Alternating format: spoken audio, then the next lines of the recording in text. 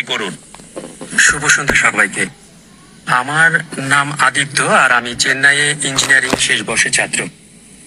আর যদিও বা আমি হিন্দু, ইসলাম সম্পর্কে প্রশ্ন করছি আর জিজ্ঞাসা করছি, কারণ জাকির নায়েক হচ্ছেন সবচেয়ে উপযুক্ত। যেমন আপনি লেকচারে অনেকবার বলেছেন যে পবিত্র কোরআন লেখা হয়েছে 1400 বছর আগে, আর মনে করা হয় সবচেয়ে সেরা এবং আল্লাহর দেয়া সর্বশেষ ওহী। তাই আমার দুটি প্রশ্ন। আল্লাহ সবকিছু জানেন, কেন তিনি সেরা গ্রন্থটি প্রথমেই দেননি প্রথম নবীকে, আর ঈশ্বর এত সময় নিলেন তার জ্ঞানের সেরাটা দিতে? আমার দ্বিতীয় প্রশ্ন এটার সাথে সম্পর্কিত, যদিও পবিত্র কোরআন লেখা হয়েছে 1400 বছর আগে, আর মানুষ পৃথিবীতে বসবাস করছে হাজার হাজার বছর আগে, তাই কেন অতি দয়ালু আল্লাহ তাদের সেরা জ্ঞানটা দেন না যা আমাদের দিয়েছেন 1400 বছর আগে? ধন্যবাদ সবাইকে। ভাই, আপনি প্রশ্ন করলেন খুবই প্রাসঙ্গিক প্রশ্ন, দুটো প্রশ্ন, একটা হচ্ছে আরেকটার উত্তর। আপনি বললেন যে কেন আল্লাহ সুবহানাহু ওয়া তাআলা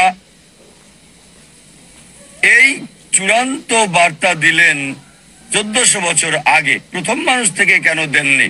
আর দ্বিতীয় অংশ একই প্রশ্নের উত্তর, যে 1400 বছর আগে যে লোকজন ছিল তাদের ব্যাপারে কি হবে? তারা কোরআন থেকে বঞ্চিত।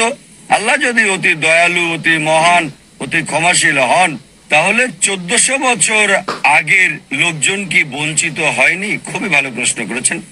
আপনার প্রশ্নের উত্তরে বলছি, আমার ছেলে আমাকে বলল, আব্বা, বাবা, তুমি চাও আমি ডাক্তার হই, তাহলে কেন নার্সারিতে প্রথম শ্রেণীতে, দ্বিতীয় শ্রেণী, তারপরে স্কুল কলেজে ভর্তি করালে? আমাকে বলো তো, সরাসরি মেডিকেল কলেজে ভর্তি করালে না কেন?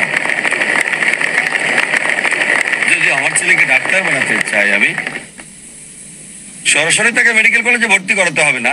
প্রথমে তার জন্য ক্ষেত্র তৈরি করতে হবে।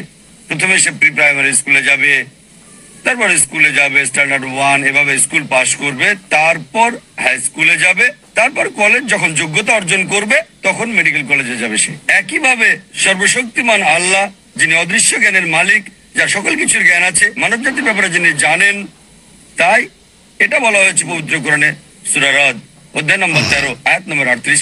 আল্লাহ বলেন, লিকুল্লি আজলিন কিতাব, কিতাব দেওয়া হয়েছে প্রত্যেক যুগে, প্রত্যেক সময়ে।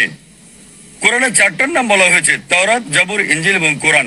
অনেক কিতাব নাজিল করা হয়েছে।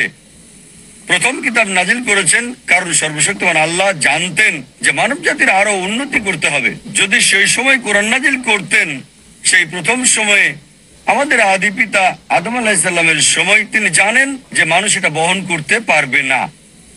এ কারণে যে কিতাব কোরআনের আগে এসেছে, মানে ইনজিল, এখন হলো বাইবেল, যদিও আমরা বাইবেলকে ইনজিল বলে মনে করি না, তবে বাইবেলের কিছু অংশ হয়তো ঈশ্বরের বাণী। এটা বলা হয়েছে বাইবেলে গসপেল অফ জন অধ্যায় নম্বর 16 অনুচ্ছেদ 12 থেকে 14। যিশু আলাইহিস সালাম বলছেন, আমার অনেক কিছু বলার আছে, এখন তোমরা তা সহ্য করতে পারবে না। যখন সত্যের আত্মা আসবে, সে তোমাদের সত্যের পথ দেখাবে, তোমাদের আশার পথ দেখাবে, আমাকে সম্মানিত করবে। তা যিশু আলাইহিস সালাম জানতেন।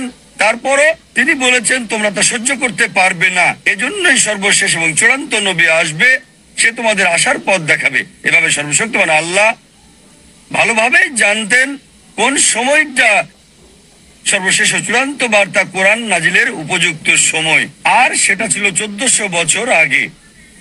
এবার আপনার দ্বিতীয় প্রশ্নে আসি, কোরআনের আগের লোকজনের কি হবে? তাদের ব্যাপারে বলি, আমার ছেলে যদি ক্লাস 1-এ পড়ে, তাকে মেডিকেল কলেজের প্রশ্নপত্র দেওয়া হবে না, ক্লাস 1-এর প্রশ্নই তাকে দেওয়া হবে।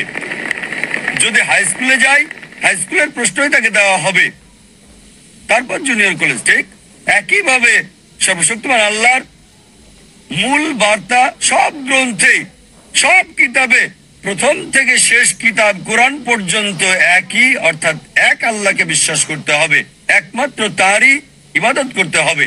তাই সব নবীগণ, প্রথম নবী আদম আলাইহিস সালাম থেকে শুরু করে তারপর নূহ, ইব্রাহিম, মুসা, ঈসা, মুহাম্মদ সাল্লাল্লাহু আলাইহি সাল্লাম, সবার মূল কথা একই, আল্লাহ সুবহানাহু ওয়া তাআলার একত্ববাদ, তাওহীদ সম্পর্কে। আর